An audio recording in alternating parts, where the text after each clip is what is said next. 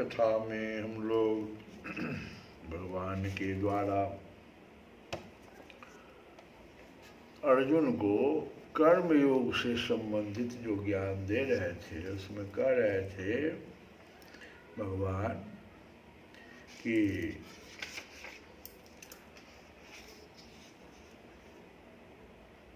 बोलते,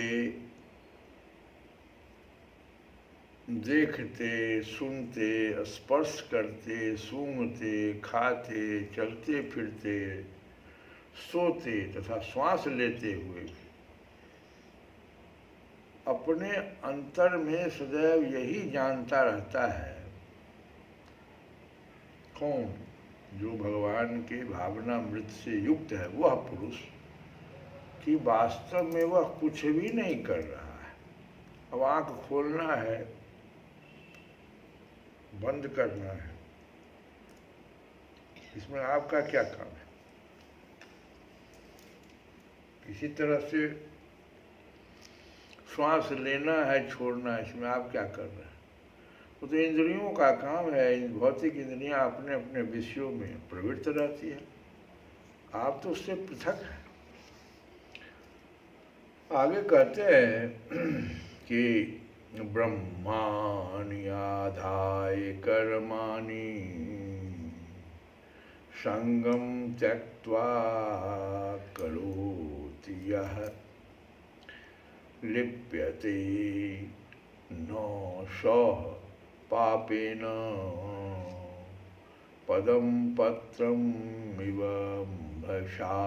भसा कहते हैं जल के द्वारा,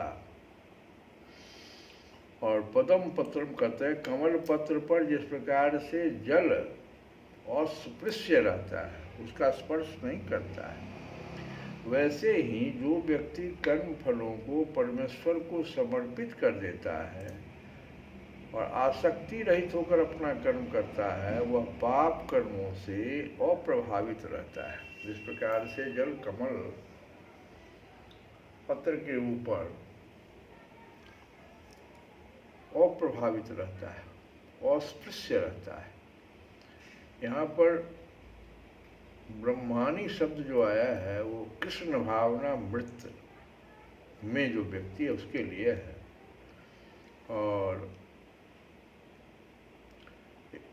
वह जो व्यक्ति होता है, यद्यपि कार्य भिन्न भिन्न रूप में प्रकट होते रहते हैं उसके द्वारा, लेकिन वो कारण से अभिन्न है। इस उपनिषद में भी कहा गया है कि सारी वस्तुएं परम ब्रह्म या कृष्ण से संबंधित है, अतएव वे केवल उन्हीं की है। सारी वस्तुएं भगवान कृष्ण की है। जो यह जान जाता है कि प्रत्येक वस्तु भगवान की है, वे ही, और साथ में वे ही प्रत्येक वस्तु के स्वामी भी हैं। अतः प्रत्येक वस्तु भगवान की सेवा में ही लगा देनी चाहिए। जब जिसका वस्तु है, भगवान का सब वस्तु है, तो भगवान की ही सेवा में उसको लगाना चाहिए। उसे स्वभावतः शुभ अशुभ कर्म फलों से कोई प्रयोजन नहीं रहता। वो तो भगवान का चीज़ है, भगवान में लगा दिया, उस पर न शुभ आया न शुभ आया।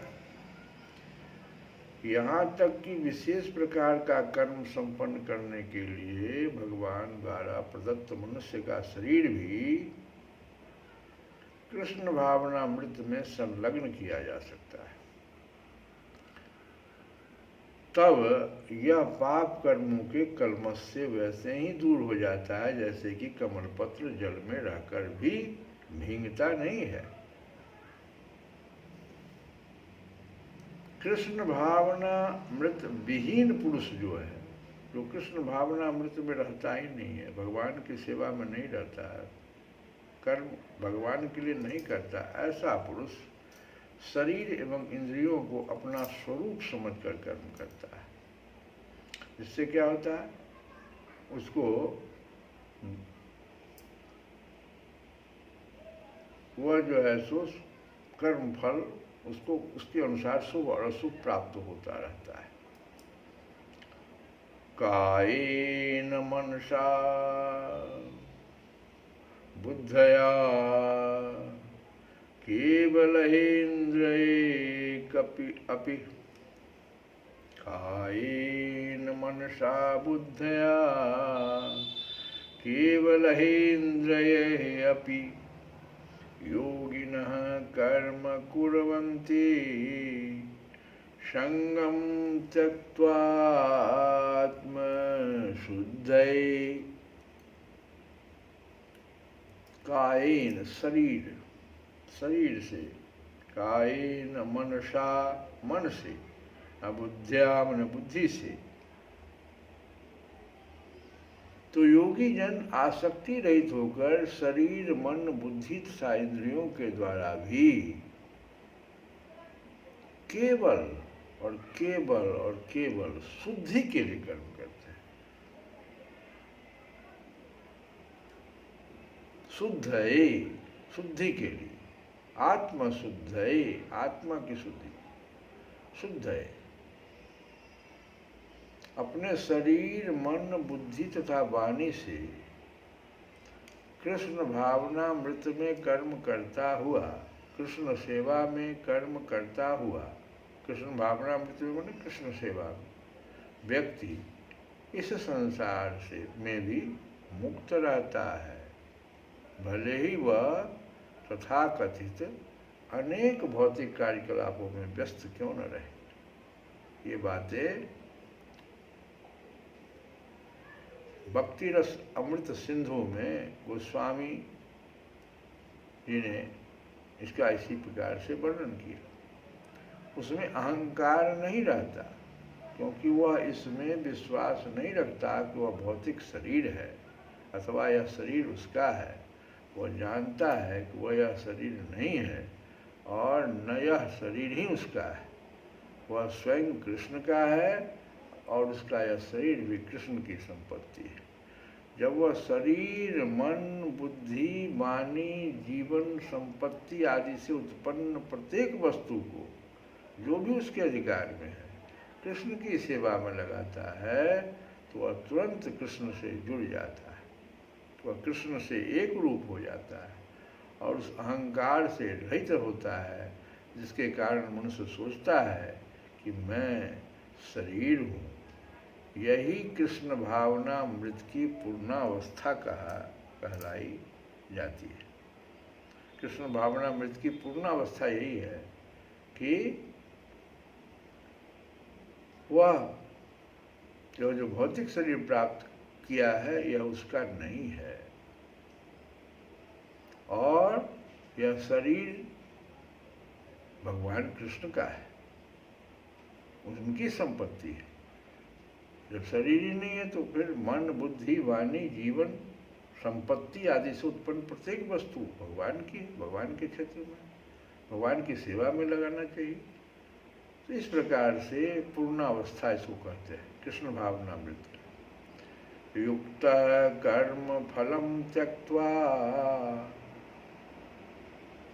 शांतिम आप्नोति नैष्ठिकीम् अयुक्तः कामकारेण फले सक्तो निबध्यते। निश्चल भक्ति, निश्चल जो भक्त होता है, युक्त माने भक्ति में लगा हुआ, निश्चल भक्त शुद्ध शांति प्राप्त करता है। जो भक्ति में लगा हुआ है शुद्ध शांति प्राप्त करता है। शांति आपनोति, शांति को प्राप्त कर जाता है, क्योंकि वह समस्त कर्म फल भगवान को अर्पित कर देता है। भगवान कहते हैं यहाँ पर अर्जुन से कि मुझे अर्पित कर देता है। किंतु जो व्यक्ति भगवान से युक्त नहीं है और जो अपने श्रम का फल कामी है, सकाम कर्मी, कि हम जो ये काम कर रहे हैं इसका हमको फल मिलना चाहिए, नौकरी कर रहे हैं तो हमको दरमाहा मिलना चाहिए, तो वो उससे बंध जाता है। अयुक्त काम कारेण फले सक्तो निबध्यते, बंध जाता है उसके फल से। एक कृष्ण भावना भावित व्यक्ति तथा एक देहात्म बुद्धि वाले व्यक्ति में यही अंतर है। कि पहला तो कृष्ण के प्रति आसक्त रहता है, जो कृष्ण भावना भावित व्यक्ति है वो तो भगवान के प्रति आसक्त रहता है, जबकि दूसरा जो है देहात्म बुद्धि वाला अपने कर्मों के फल के प्रति आसक्त रहता है। जो व्यक्ति कृष्ण के प्रति आसक्त रहकर उन्हीं के लिए कर्म करता है वह निश्चय ही मुक्त पुरुष है और उसे अपने कर्म फल की कोई चिंता नहीं होती।